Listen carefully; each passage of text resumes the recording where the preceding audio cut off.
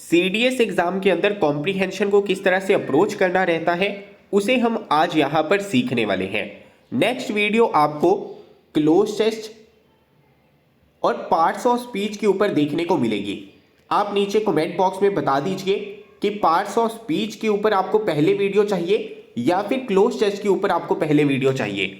साथ ही साथ मैं आपको एक और चीज बता दूं कि इंग्लिश में कुछ ऐसी शॉर्ट ट्रिक्स होती हैं जो हर एक सेक्शन के ऊपर अप्लाई हो जाती हैं, चाहे वो आपका पैरा जंबल वाला पोर्शन है, चाहे स्पॉटिंग एरर वाला पोर्शन है, चाहे फिल इन द ब्लैंक्स वाला पोर्शन है।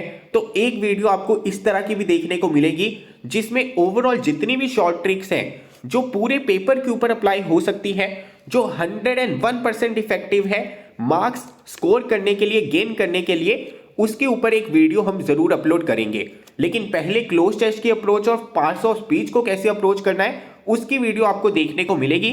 तो नीचे कमेंट बॉक्स में बता दीजिए कि कौन से टॉपिक के ऊपर आपको वीडियो यहां पर पहले चाहिए।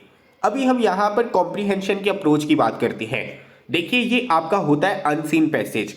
यहां पर लिखा गया होता है रीड द पैसेज केयरफुली। अगर आप यहां पर बहुत धीरे धीरे एक एक लाइन पढ़ने जाएंगे तो बहुत ज्यादा टाइम आपका वेस्ट हो जाएगा।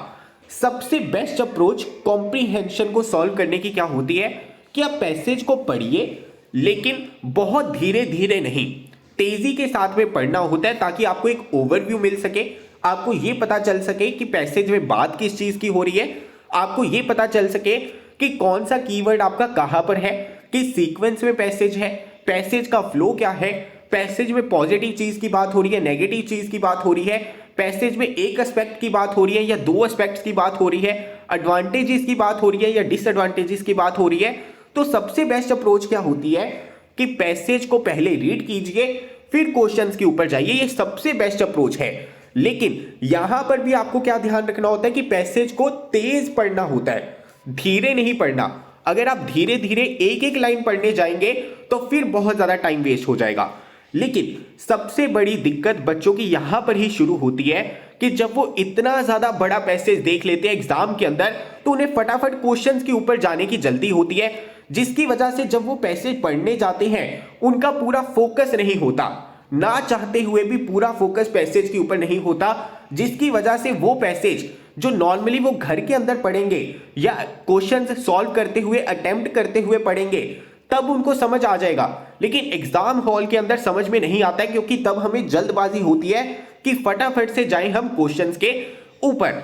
तो यहां पर एक और अप्रोच जो है जो काफी ज्यादा फायदेमंद साबित होती है कि आप यहां पर क्वेश्चंस के कीवर्ड्स पहले देख लीजिए।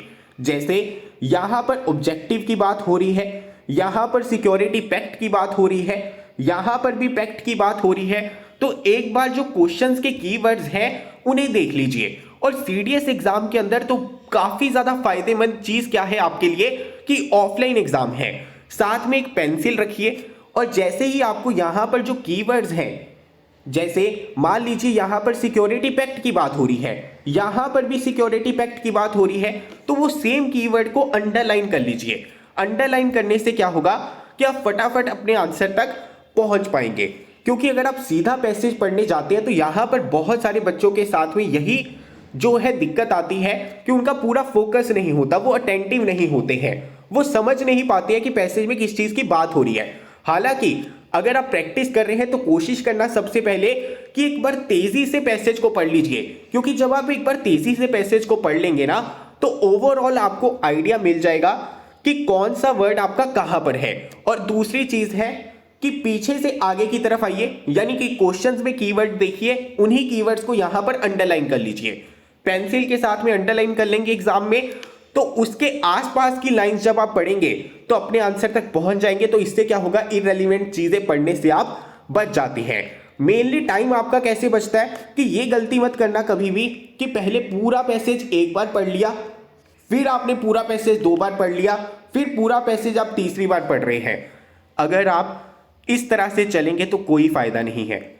दो ही अप्रोच है, या तो आप क्वेश्चंस को देखिए पहले, वहां से कीवर्ड्स उठाइए, उसके बाद में पैसेज को पढ़िए, वहां पर कीवर्ड्स को अंडरलाइन कर लीजिए, या फिर दूसरा तरीका क्या है कि तेजी से पैसेज को पढ़िए, पैसेज की टोन को समझिए, किस चीज की बात हो रही है उसे समझिए। अभी आपको यहाँ पर ध्यान किन चीज़ों का रखना है कि जब भी आपके सामने कोई भी क्वेश्चन आता है तो सिर्फ क्वेश्चन के कीवर्ड्स को देखने की कोशिश नहीं करनी, साथ ही साथ जो आपके ऑप्शंस हैं उनके कीवर्ड्स को भी देखने की कोशिश करनी है। जैसे यहाँ पर अगर आपने पहले क्वेश्चन को सॉल्व करना है और आपने अभी तक पैसेज को नहीं पढ़ा है तो सबसे पहले आपने यहाँ पर जो इंपॉर्टेंट कीवर्ड्स हैं उनके ऊपर फोकस करना है, सिर्फ उन्हें ढूंढने की कोशिश करनी है। जैसे यहाँ पर सिक्योरिटी पैक्ट की बात हो रही है, यहाँ पर सिक्योरिटी पैक्ट की बात हो रही है, यहाँ पर सिक्योरिटी इन द पैसिफिक की बात हो रही है, यहाँ पर सिक्योरिटी इन द पैसिफिक की बात हो रही है। तो जब मुझे ऑप्शंस में से भी कीवर्ड देखने को मिल गया, क्वेश्चन में से भी कीवर्ड देखने को मिल गया, तो यहीं पर मेरा आंसर है और ज्यादातर चांसेस होंगी कि यही आपका आंसर होगा। तो उतने से हिस्से को आपने एक बार पढ़ लेना है, 2 लाइंस को, और अपने आंसर को कंफर्म करने के बाद में मार्क कर देना है। ज्यादातर कॉम्प्रिहेंशन के अंदर आपको हिंट मिल जाता है क्वेश्चन में से ही। कैसे कि यहां पर जो बाकी ऑप्शंस के कीवर्ड्स होंगे ना वो आपको देखने को मिलेंगे ही नहीं ज्यादातर अपने पैसेज के अंदर। जैसे कहीं पर भी डेवलपमेंट की बात नहीं हो रही पैसेज में, कहीं पर भी फाइनेंशियल एड की बात नहीं हो रही, तो ये कीवर्ड्स आपको देखने को ही नहीं मिलेंगे।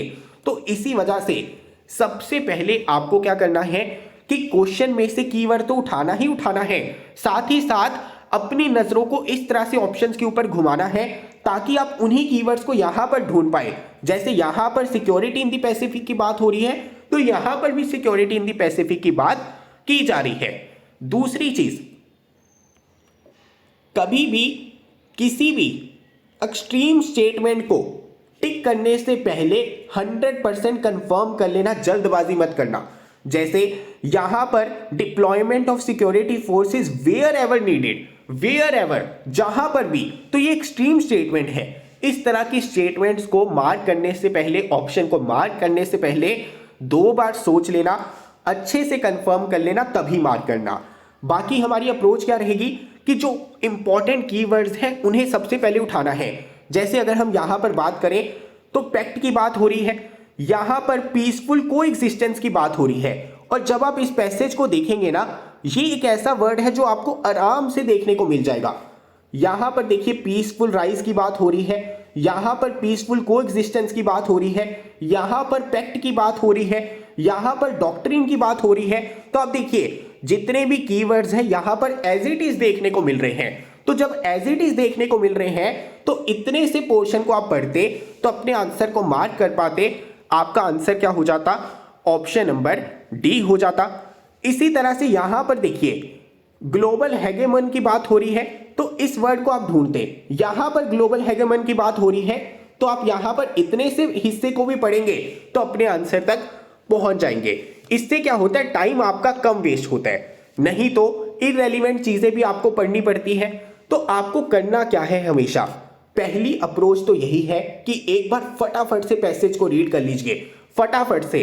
फटाफट वर्ड यहां पर बहुत ज्यादा इंपॉर्टेंट है, और फटाफट का मकसद क्या है कि इस तरह से मुझे पढ़ना है ताकि मैं इंपॉर्टेंट कीवर्ड्स को माइंड के अंदर बिठा सकूं।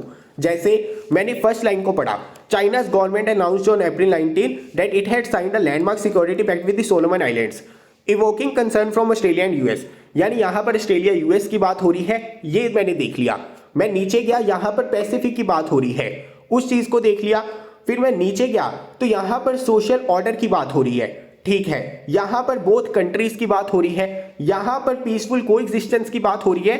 तो जब मैं पैसेज को पढ़ूंगा फटाफट से तो मेरा फोकस किस चीज के ऊपर होना चाहिए? इस चीज के ऊपर होना चाहिए कि कीवर्ड्स उठाने हैं, सिर्फ कीवर्ड्स को अंडरलाइन कर लेना है, फिर उन्हीं कीवर्ड्स को मैच कर लेना है क्वेश्चंस के साथ में।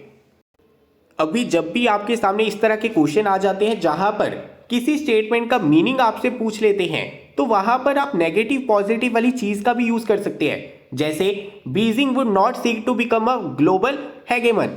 अगर आप यहां पर ध्यान से देखेंगे, यहां पर ग्लोबल वर्ड आ रहा है, नॉट आ रहा है, यानी यहां पर बीजिंग कोई ऐसी चीज है जो नहीं करना चाहता है। अगर मैं यहां पर ऑप्शंस को देखूं तो पहले वाली ऑप्शन पॉजिटिव है, सेकंड वाली ऑप्शन भी पॉजिटिव है, फोर्थ वाली ऑप्शन भी पॉजिटिव है। तो यहां पर आंसर क्या होगा? ऑप्शन नंबर 3 होगा। इसके अलावा कुछ आपको इस तरह के भी क्वेश्चंस देखने को मिल सकते हैं जहां पर एज इट इज वर्ड्स का मीनिंग आपसे पूछ लेते हैं। तो आपको करना क्या है, एक कोशिश आपको ये करके देखनी है कि उसकी जगह पर ऑप्शंस को फिट करके देखिए। यहां पर इन ऑप्शंस को रीड करके देखिए, स्क्वायर विद डेट आइडिया की जगह उस पूरी लाइन को पढ़िए चारों ऑप्शंस के साथ में। उससे आपको आइडिया मिल जाएगा कि क्या आपका यहां पर आंसर रहेगा। अगर फिर भी आपको आंसर देखने को नहीं मिलता है तो ऑप्शन एलिमिनेशन मेथड आपको यहां पर लगाना पड़ेगा। जैसे यहां पर लास्ट टाइम जो क्वेश्चन आपको देखने को मिला था 5th वाला, ये काफी ज्यादा कंफ्यूजिंग था, लेकिन अगर आप यहां पर ध्यान से देखते तो valid entry and legitimate passage, valid and legitimate दोनों एक ही तरह की चीजें हैं। यहां पर सैंक्शन भी एक ही तरह की चीजें हैं। देखिए लेजिटिमेट क्या हो गया, जो चीज लीगल है, सैंक्शन जिस चीज को करेंगे वो भी लीगल हो जाएगा, वैलिड भी वही चीज हो जाती है लीगल। तो ये तीनों चीजें एक जैसी हैं। इसका मतलब ये इसका आंसर नहीं हो सकता। इसका आंसर क्या होगा, ऑप्शन नंबर बी होगा। कई बार इस तरह के मुश्किल क्वेश्चन आपको देखने को मिलेंगे, लेकिन वहां पर जो आपकी ऑप्शंस हैं वो आपकी सहायता करेंगी। अगर आप पूरे पैसेज को रीड करने के बाद भी अपने आंसर तक नहीं पहुंच पाते हैं तो ऑप्शंस को ध्यान से देखिए। लेजिटिमेट कोई चीज जो लीगल होती है, जो चीज वैलिड होती है, इन दोनों का मतलब ही क्या है, सेम है। सैंक्शन अगर किसी चीज को कर दिया तो वो तो चीज लीगल हो गई, अथॉरिटी मिल गई, तो सेम ही चीज है, प्लैन्ड एक्सेस। तो यहां पर आंसर क्या होना था, ऑप्शन नंबर बी। तो अभी तक की जो बातें मैंने आपको बताई हैं कि ऑप्शंस का बहुत ज्यादा महत्व होता है रीडिंग कॉम्प्रीहेंशन में, खासकर अगर आपका रीडिंग कॉम्प्रीहेंशन बहुत ज्यादा मुश्किल होता चला जाता है। सबसे बेस्ट अप्रोच क्या है कि पहले आपने एक बार पैसेज को पढ़ना है फटाफट से, जो कीवर्ड्स हैं उन्हें अंडरलाइन कर लेना है, अपने दिमाग में बिठा लेना है। उसके बाद में यहां से कीवर्ड्स उठाने हैं और उन्हें मैच करना है। जैसे यहां पर पैक्ट की बात हो रही है, सिक्योरिटी इन दी पैसिफिक की बात हो रही है, उन्हें पैसेज में मार्क करना है, उसके आसपास वाला एरिया देखना है, फिर अपने आंसर को मार्क करके आगे बढ़ना है। उससे कंफर्मेशन भी मिल जाती है, टाइम भी वेस्ट नहीं होता, इररिलेवेंट चीजें रीड करने से भी आप यहां पर बच जाते हैं। यही आपकी यहां पर बेस्ट अप्रोच रहने वाली है। अभी आपको अप्रोच क्लियर हो चुकी है रीडिंग कॉम्प्रीहेंशन की। अप्रोच में यूनिफॉर्मिटी होनी चाहिए। अभी जब आप मॉक टेस्ट देंगे तो इसी अप्रोच के साथ में आपको जाना है। जब इस अप्रोच को फॉलो करेंगे तो आप देखेंगे कि आपकी इंप्रूवमेंट इंग्लिश के अंदर काफी ज्यादा हो जाएगी। सीडीएस की टेस्ट सीरीज में रिकमेंड जरूर करूंगा, हाईली रिकमेंड करूंगा। बिना मॉक टेस्ट दिए टेस्ट सीरीज सॉल्व किए कोई भी बच्चा मत जाना, खासकर जो हमारे करंट अफेयर के मॉक्स हैं और इंग्लिश मॉक्स हैं, जिनके अंदर नए तरह के क्वेश्चन आपको देखने को मिलेंगे। टेस्ट सीरीज और करंट अफेयर्स पैकेज आपको हमारी एप्लीकेशन के ऊपर मिल जाएगा। एप्लीकेशन का नाम है गवर्नमेंट एग्जाम्स फंडा, और वीकेंड के ऊपर अप टू 50% एक्स्ट्रा ऑफ आपको देखने को मिलेगा दोनों कोर्सेज के ऊपर। कूपन कोड यूज कर लेना। मिलता हूं अगली वीडियो के साथ। जो भी आपकी डिमांड है नीचे कमेंट बॉक्स में बताते रहिए। जय हिंद।